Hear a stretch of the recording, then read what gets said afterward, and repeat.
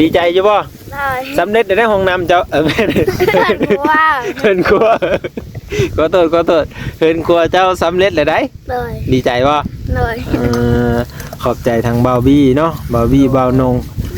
สายฟ้าโดยที่ได้มาร่วมงานกันเนาะเบาบี้เนาะโดยโอกาสดีเพื่อนพี่น้องเอ้ยคือเบาบี้ได้เล่าสู้ฟังนั่นแหละเนาะประสบการณ์หรือว่าตัวที่เฮาได้มาพ่อกันเนาะโดยจนมาเฮ็ดให้เฮา ได้กินมาจากเด้ โดย ฟังว่าเขาสิได้ร่วมงานกันอีกในหลายงานเลยแหละ โด เนาะ ย เป็นว่าเป็นการร่วมงานกันตัวนี้ โดย เป็นสตอรี่ชีวิตอันหนึ่งที่ว่าเขาจดจำไปหมดแหละ โดย เป็นความทรงจำที่ดีนะ ความทรงจำที่ดีเลยเพื่อนพี่น้องเอ้ยโดย ว่าครั้งหนึ่งเนาะเขาเคยได้ร่วมงานกัน เป็นเอ้าสิได้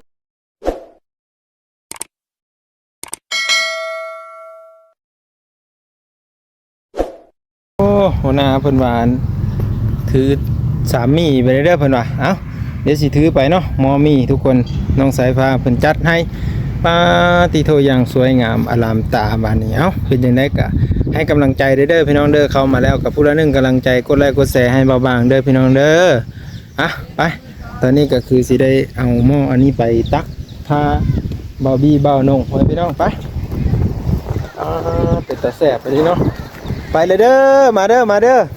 โอเค เนาะเดี๋ยวสิเพิ่นนั่งมือล้างแข้งล้างขาแล้วก็มาตำลังเฮาก็คือมาก่อนนั่นแหละพ่อพี่น้องเอ้ยไป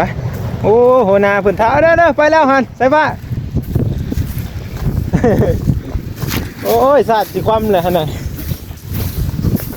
ตั้งไว้เชิญแล้วป่ะนี่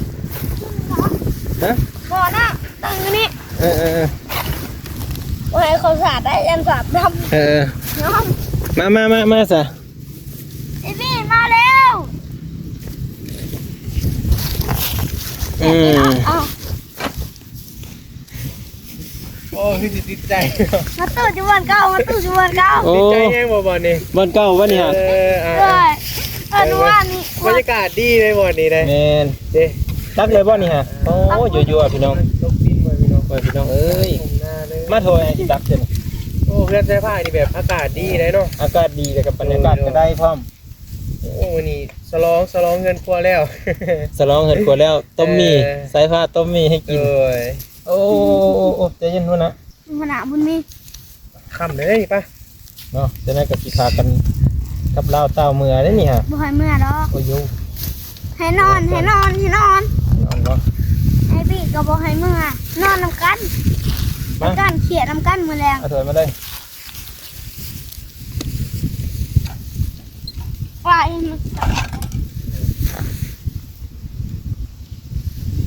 เฮาไปหน่อยนะเฮา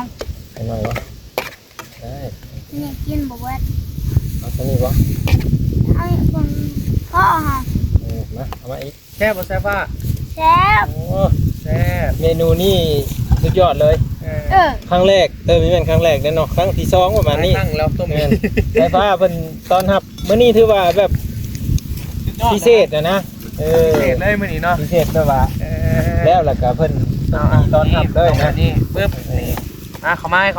เออ โอ้โหมาเด้อไปพี่น้องเด้อบรรยากาศบรรยากาศกลางทุ่งนา มีนิ้วของกินแต่ไอ้พี่ซื้อมาให้แต่บ่อยาก เดี๋ยวบ่อยากกินต้มมี่ ใส่ไข่เนาะ ดูผักเลยใช้ลองซิมเลยเด้อ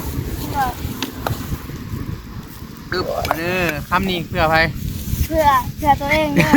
เพื่อตัวเองเนาะ เอาแอนเพื่อพี่เพื่อน้องว่ะ พี่น้องไม่ได้กินน้ำเฮาเลย อันเพิ่นกินอยู่ว่า2เทื่อเพิ่นน่ะ บ่เลือด แซ่บ บ่เหลือนะ กินไหน เดี๋ยวแบ่งให้สุเพิ่นนำเนาะเพิ่นร้องนำได้นี่ฮะ จะลองทำกัน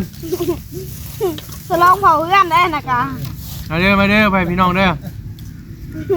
กินบ่ จะได้ผลเรื่องเหมือนกันมันเห็ดทองครับ โอ้นะใส่ผ้าต้มให้กินได้นี่นะ มาดำ มือให้บ่วงเลยค่ะ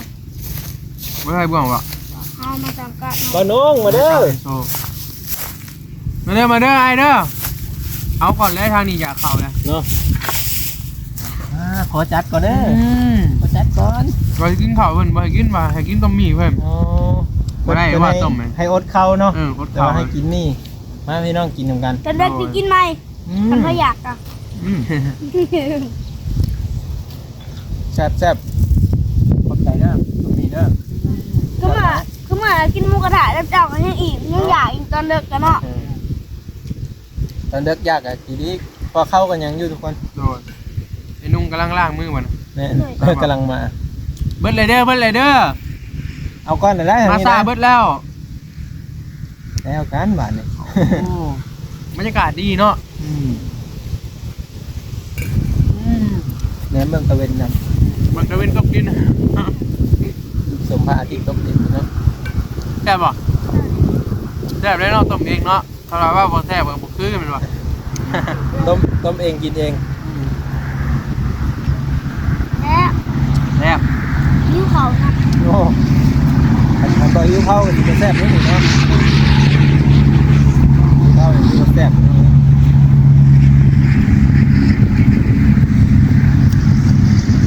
มันมือนิ้วเขาก็นิ้วเขาห้องมือนิ้วเขาห้องกินปลาถึงได้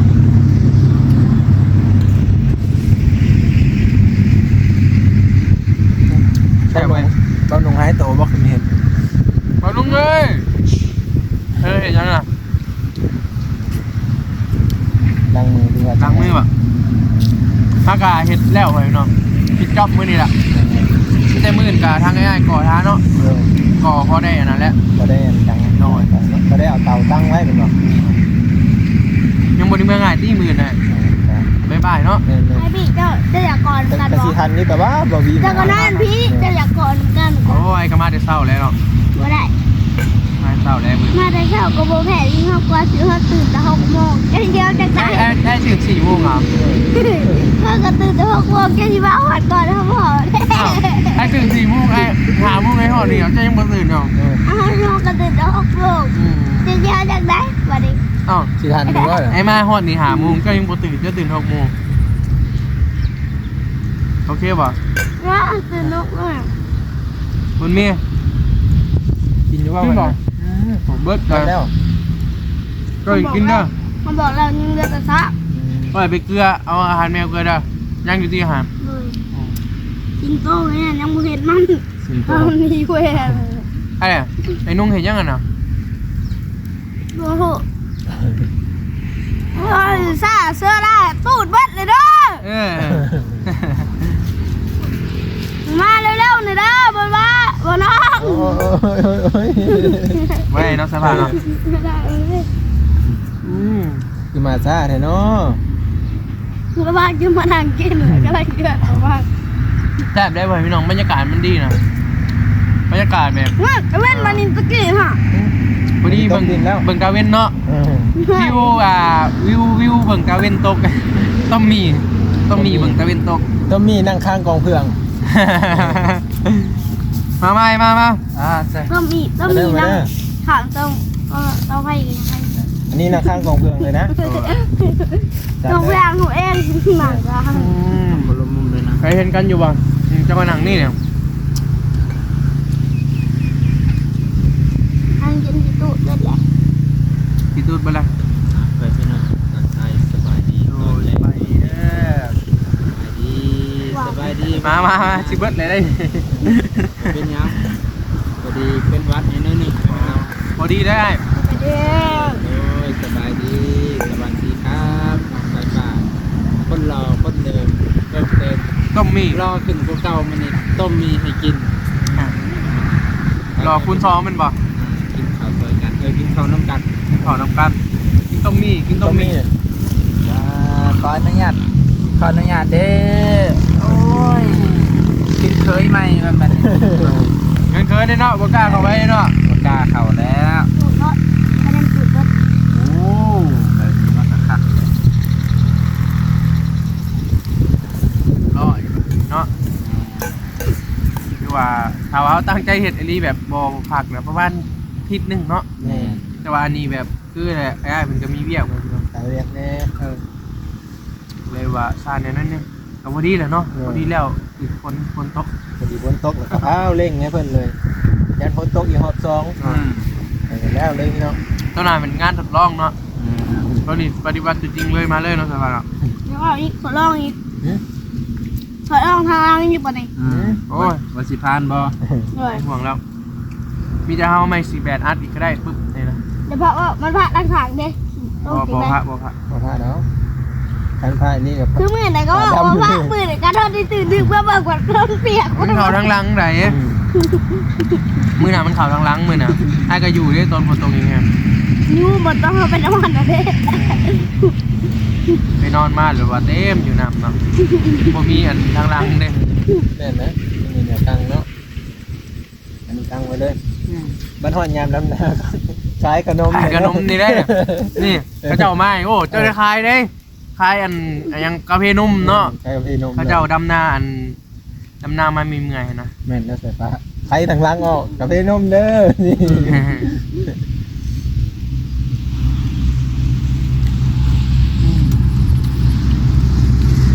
จะเห็นอยู่ว่าตะเวน เห็นอ๋อ มันลงลิฟต์เลยนะฮะ เบิดแล้วตะเวนเบิดแล้ว มันสิลองเวทไปไหมเลย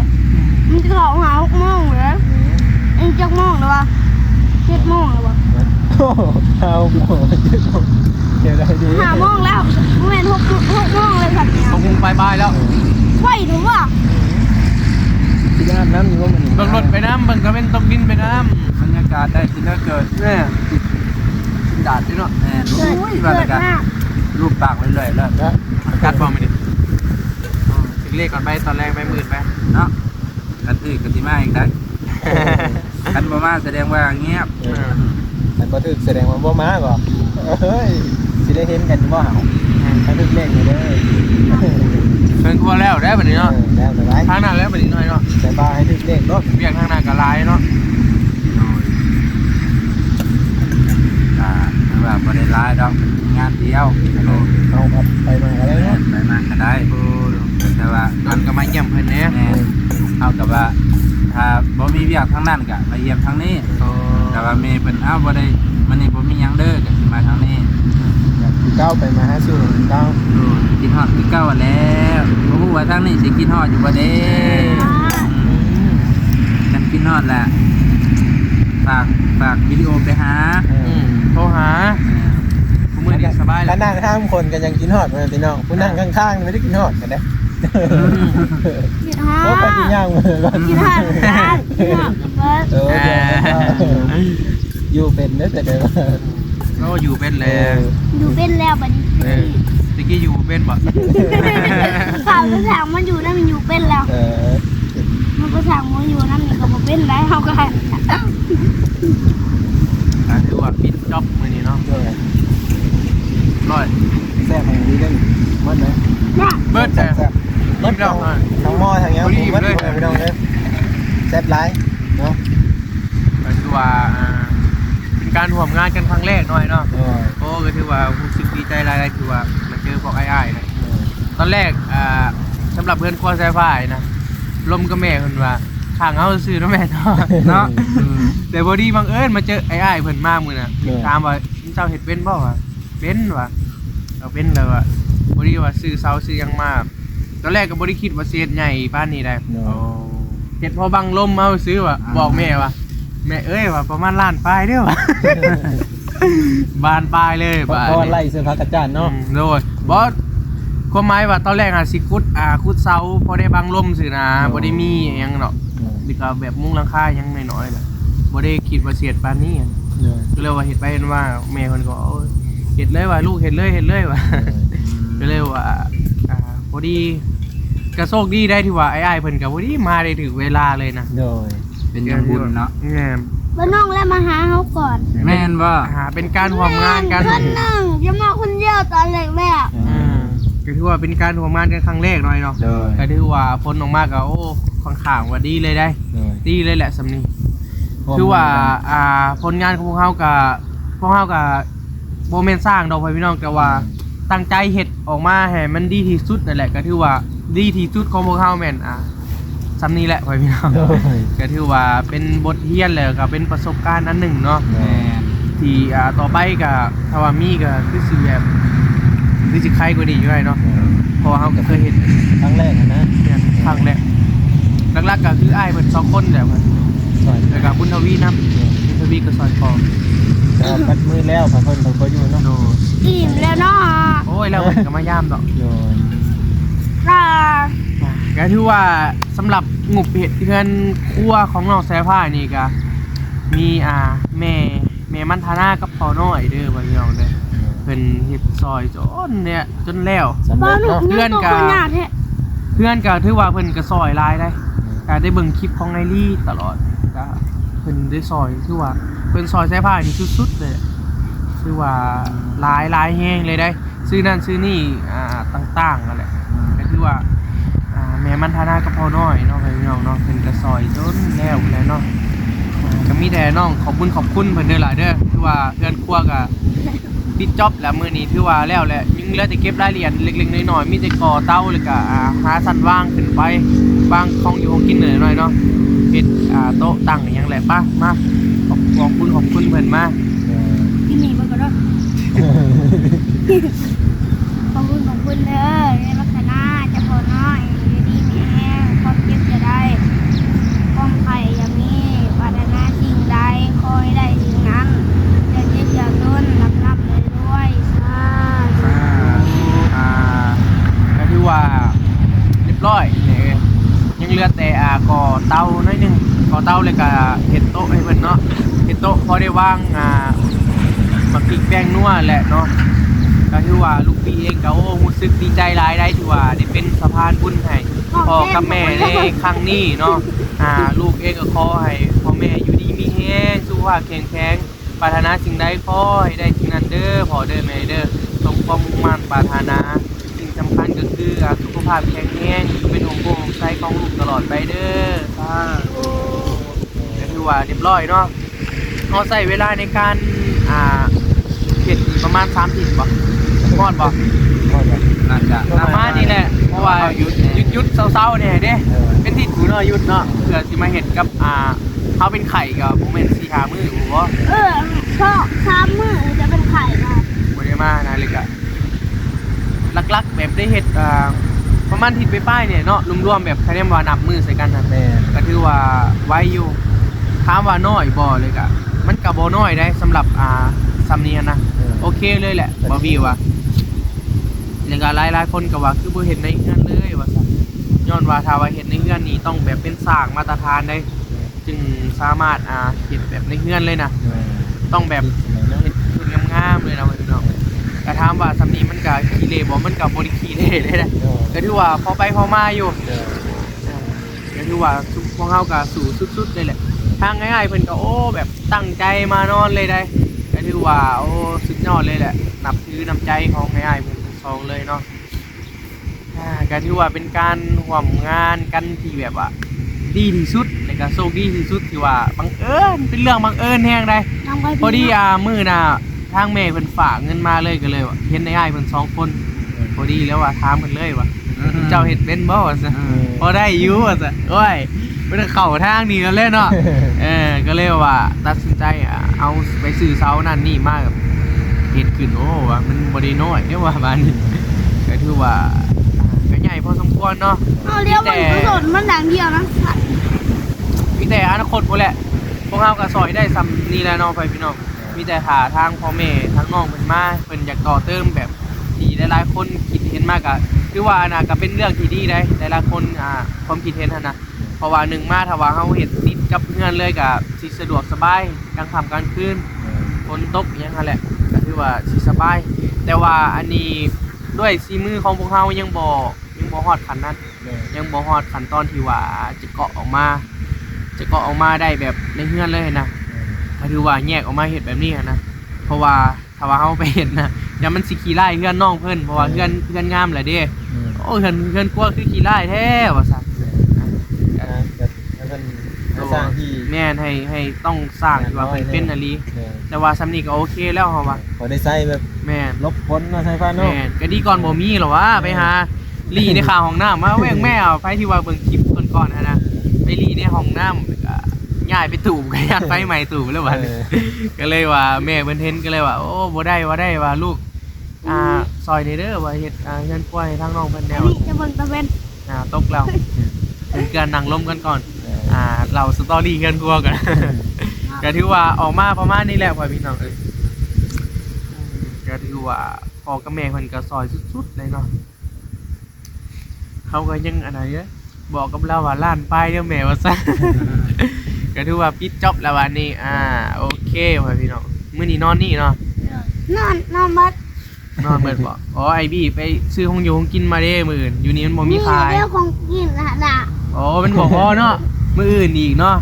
พอ ก็ถือว่า เรื่องบ่ได้กิน สำหรับเพื่อนครัวก็ถือว่าปิดจ็อบไปแล้วไว้พี่น้องก็ถือว่าประมาณนี้แล้วนี่แหละเนาะเรื่องราว ไอ้ ของ พี่ เพื่อนค จะ รัว บอก สาย ว่ามี ฟ้า ของกินเจ้าก็ไปซื้ออยู่ตลาด บ่แซ่บนะบ่แซ่บคืออยู่เซโน บ่ได้ เออ จังนอนเรื่องจังเลยไม่ใช่นอน โอเคก็ถือว่าประมาณนี้แหละเนาะจบภารกิจของพวกเราต่อไปก็บอบบี้ก็ว่าอยากขึ้นไปทางเซโปนเนาะอยากไปเปิดหาประสบการณ์ใหม่ๆถามว่าไปดนบอกก็เบิ่งเขาว่าเวียกเขาอยู่นะก็ถือว่าสิอยู่ได้อยู่ดนอยู่ ติด แต่ถ้าว่าบ่มีเวียกอะขึ้นไปลิ้นคือแบบไปหาสิ่งใหม่ๆแม่นเพอเฮาอยู่นี่ก็โดนเติบเลยเด้ก็ถือว่าทำสายผ้านี่ก็มีครบเบิดแล้วบ่ก็น่าจะครบเบิดแหละที่ขาดเหลือก็ยังเหลือแต่ไฟฟ้านั่นแหละเนาะพี่น้องเนาะไฟฟ้าแต่ว่าตอนนี้ก็มีไฟสำรองแล้วมีไฟโซลาร์เซลล์แต่ว่าถ้าว่าอยากให้ครบอีหลีก็คือได้ไฟฟ้านี่ก็คือว่าจบบริบูรณ์เป็นเทือนหลังหนึ่งที่แบบว่าออกมาแบบสมบูรณ์แบบที่สุดเลย ตอนนี้ยังสิ่งที่ยังขาดหายก็คือเรื่องไฟเนาะนำทางเบาบี้เอ็กกะตอนนี้กะฮากามีมา 1,800 บาทเด้อพี่น้องเด้อแจ้งให้ทุกคนได้ฮู้นำกันเนาะ 1,800 บาทนำเบาพัดไซเนาะเบาพัดไซมี10,000ไปปลายแล้วก็นำให้อีกล่ะบ่มีเนาะหลักๆก็มีแต่2คนนี่แหละเนาะพี่น้องเพราะว่าทางทีมงานเพิ่นก็บ่ได้สู่เข้ามานี่เด้ก็คือว่าจังได๋ก็ถ้าว่าไผอยากซอยทั้งน้องเพิ่นเนาะคนละ100 200ก็บ่ว่ากันได้หลายคนร่วมกันเนาะก็คือว่ายังบ่ได้ครึ่งเลยได้ค่าไฟคือว่า 40,000 ไปปลายเลยเนาะประมาณ 43,000บ่ประมาณนี้แหละตอนนี้ก็น้ำเบาพัดไซ10,000ปลายเบาบี้1,000ปลายยังบ่ฮอด2ยังบ่ฮอด 20,000ยังบ่ฮอดครึ่งทางซ้ำนะครึ่งทางเฮาแม่น 20,000แต่ว่าตอนนี้ฮักก็ได้เงิน10,000ไปปลายโอเคก็ถือว่ารู้สึกแฮปปี้หลายเด้อให้อ้ายเด้อโอ้ดีใจที่ว่าได้พ่อให้อ้าย2คนเด้อเป็นการร่วมงานของพวกเราที่ว่าดีที่สุดเลยพี่น้องก็ถือว่าปานนี้ก็ย่านดนอยู่กันสิได้พ้อกันเนาะก็คือสิได้พ้อกันอีกอยู่ดอกเพราะว่าเฮาก็เฮ็ดสายนี้เดียวกันเด้จะไปมาหาสู่กันหักแพงให้อ้ายเด้อก็ถือว่าเรียบร้อยเนาะบัดนี้เนาะกลับไปพุ่นแล้วเนาะภารกิจทางบ้าน สู้ภารกิจทางนั้นอีก โดย แล้วก็มาฮะเพิ่นนี่กลับไปมา มาหาสู่กันอยู่เนาะ โดย จะว่าถ้าว่าสิมาแบบเรื่อยๆก็คือสิด้นอยู่หน่อยเนาะเพราะว่าเวียกเฮาก็เบิดเด้อยู่นี่เด้เวียกเฮาเบิดแล้วโอเคมาก็ถือว่าประมาณนี้เด้อพ่อพี่น้องเด้อสำหรับคลิปนี้ก็มาเราเรื่องอะไรต่างๆเลยเนาะให้พ่อพี่น้องได้ฮู้นำกันเนาะว่าเฮือนครัวหลังนี้แม่นแม่ทางใดผู้ใดเป็นคนสดซอยทางน้องเพิ่นเนาะแล้วก็เรื่องค่าฟืนค่าไฟแล้วก็สตอรี่ที่ว่ามาเจอกันเนาะก็ถือว่าโอเคเนาะประมาณนี้แหละเนาะพี่น้องสำหรับคลิปนี้ก็สิได้ล่ำลาก่อนเด้อทางบ่าวบีก็สิได้เดินทางกลับก่อนเพราะว่าตอนนี้ก็ถือว่าเป็นเวลาค่ำพอสมควรแล้วเอาไปพี่น้องเอ้ยขอบคุณหลายๆทุกคนที่ว่าเข้ามาให้กำลังใจพวกเราโดยตลอดมาเด้อทุกคนเลยที่ว่ามาเบิ่งคลิปเนาะทางไอ้บ้างไอ้นุ่งแล้วก็ทางคลิปของลูกบี้เองเด้อก็ขอให้พ่อแม่พี่น้องทุกคนอยู่ดีมีแรงสุขภาพเข้มแข็งปรารถนาสิ่งใดขอให้ได้สิ่งนั้นเด้อเอาเฮงๆรวยๆเบิดทุกผู้ทุกคนเอาสำหรับคลิปนี้ลำลาเด้อสบายดีบ๊ายบาย สวัสดีหมดทุกช่อง โดยบาย เอามาให้เลยล่ะ ปิดให้แน่ เว็บ เอามือกล้องตัวจิ๋ว ดีใจอยู่บ่ ได้ สำเร็จในห้องน้ำเจ้าเพื่อนว่า เพิ่นกลัวขอโทษเพิ่นกลัวเจ้าสำเร็จเลยได้ เลย ดีใจบ่ เลย ขอบใจทางบาวบี้เนาะบาวบี้บาวนงสายป้าโดยที่ได้มาร่วมงานกันเนาะบาวบี้เนาะโดยโอกาสดีเพื่อนพี่น้องเอ้ยคือบาวบี้ได้เล่าสู้ฟังนั่นแหละเนาะประสบการณ์หรือว่าตัวที่เฮาได้มาพ่อกันเนาะโดยจนมาเฮ็ดให้เฮา เป็นคลิปมาจากเด้ โดย ฟังว่าเขาสิได้ร่วมงานกันอีกในหลายงานเลยแหละ โด เนาะ ย เป็นว่าเป็นการร่วมงานกันตัวดีที่สุดเลย โดย เป็นสตอรี่ชีวิตอันหนึ่งที่ว่าเขาจดจำไปพุ่นแหละ โดย เป็นความทรงจำที่ดีนะ ความทรงจำที่ดีเลยเพื่อนพี่น้องเอ้ยโดย ว่าครั้งหนึ่งเนาะโอเคได้ร่วมงานกัน เอ้าสิได้ปิดไว้เพียงซ้ำนี้จบไว้เพียงซ้ำนี้ โอ้ย พี่น้องขอบใจหลายๆขอบคุณหลายๆครับ โอ้ย ไปดี